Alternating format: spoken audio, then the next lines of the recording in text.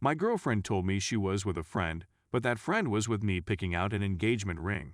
How do I confront my girlfriend about her lie? However, when I went to pick out an engagement ring, my girlfriend said she was with a friend, but that person was really with me. What should I say to my girlfriend when I discover her deception? Oh my, this one is a doozy. My life right now seems like it's taking place in a movie. Please excuse the weird formatting. I'm posting from my mobile device, and this is my first post on a subdomain like this. I'm 28 years old, and I'd want to propose to my 3-year girlfriend.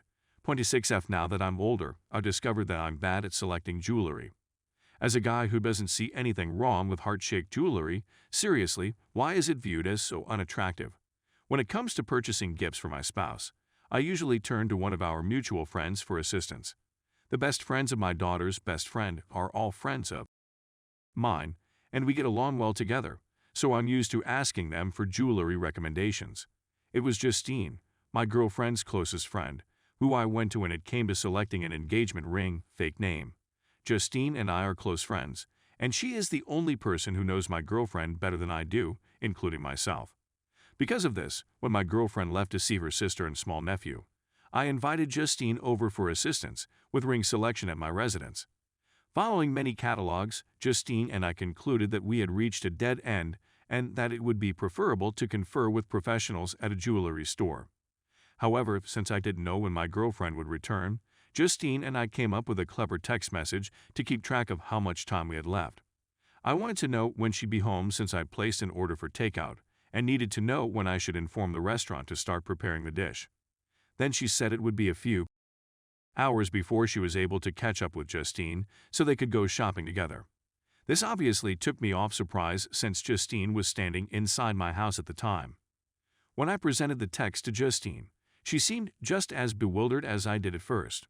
It's fairly uncommon for my girlfriend to meet up with people she doesn't know for things like shopping, lunch, and other activities. She is a very impulsive individual who likes making last-minute plans and improvising in her spare time. If this SMS had arrived in my inbox, I would have accepted it in a heartbeat. Of course, this had to be a fabrication. When she returned home, she claimed everything was normal, and I went along, but it's been really tough to maintain the pretense that everything is fine. To relax, we ordered takeout and ate it all together on the couch. At least for the time being, she has picked up on the idea that something is upsetting me, but I am unable to tell her precisely what it is. I'm about to pass out just staring at her. I'm completely at a loss on what to do. My girlfriend and I have no issues with trust and are very honest with one another, so this deceit is really upsetting to me. I really want to ask her about it, but if I tell her that I knew she was lying, I'll have to explain why, which I don't want to do at this point in the conversation. What should I do in this situation? But I'm not sure how I should go about confronting her about what she did to me. Should I just let it go and move on? This is a problem that will not go away on its own. Please lend a hand. Please accept my apologies for the lack of responses. It has been a very hectic day, and there have been a large number of comments. Thank you to everyone who has already answered. I really appreciate each and every one of them. Edit #2. Please accept my apologies once again for the delay in responding to your questions. It's been a rather stressful day so far. In order to aid my parents with their relocation, I've been working alongside them. In addition, I've never received so many comments on a single article in my entire life. I'll talk to her tonight once we both had a chance to relax after such a hard day. Update. I took the choice to confront my ex-girlfriend face-to-face. A number of the lies advocated by others came close to being adopted by me, but they didn't make any sense to me.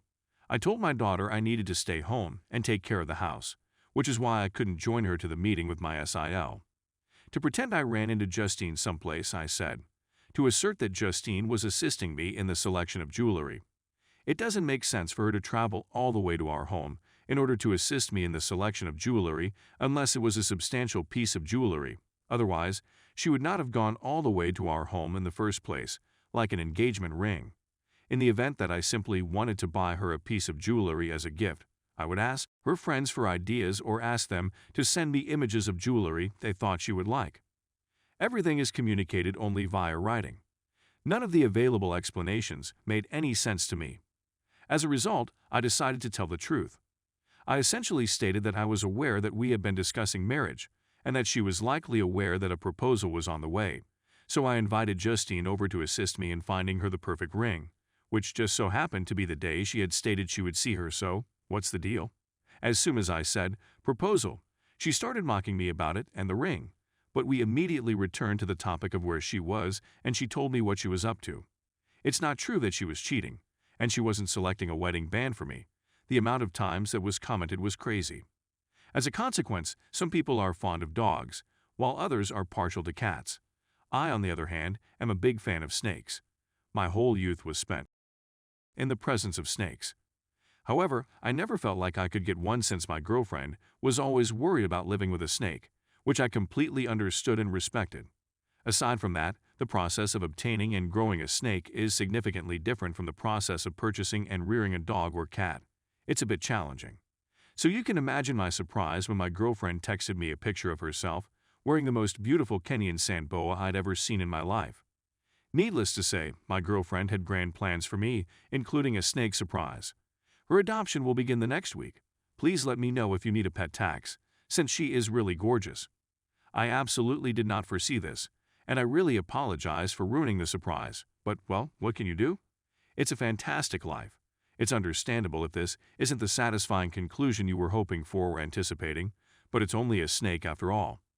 Thank you for taking the time to read this. Story 2. I can't get over my cheating ex.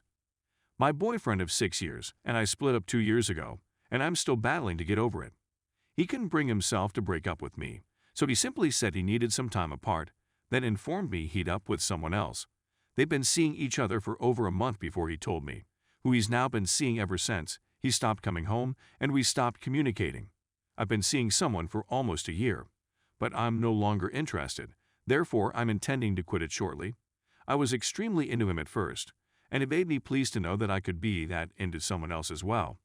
But with time, I learned that there are simply things about him that I don't like, and that splitting up would enable me to expand my wings.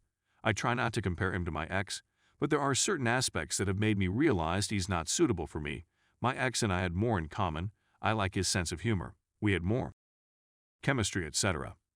But I know there is someone out there for me. But I'm having a hard time getting over this breakup. It's been 2 years, yet I still think about it daily. I believe what bothers me so much about this is the abruptness and lack of closure. I feel like he gaslighted me at times, bringing up ways I harmed him months/years ago to excuse his adultery.